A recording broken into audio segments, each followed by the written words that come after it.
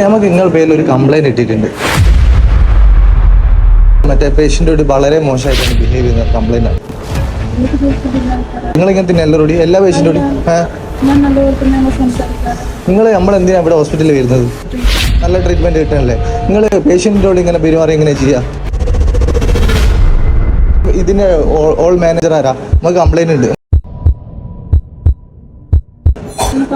Complaint നിങ്ങൾ പരാതി ഉണ്ട്, അങ്ങനെ അല്ലാണ്ട് നമ്മൾ വെറുതെ വരുമോ ഇപ്പോൾ ഹോസ്പിറ്റലിൽ? എന്ത് ചെയ്തു പഴ ചെയ്തു എന്ന് പറഞ്ഞിട്ട് ഇങ്ങനെ പോക്കാം.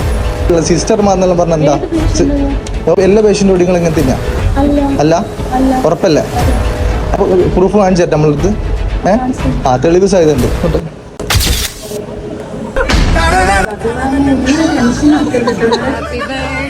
ഇത് പിടിക്കും. Happy birthday. ശ്യാമയോട് പറഞ്ഞ ടെൻഷനാക്കി കുടിക്കാനാ പറഞ്ഞത്. Happy birthday. ഹാപ്പി ആയോ? ലൈഫിൽ ആദ്യം ചോദിക്കില്ല ഇങ്ങനെ ഒരു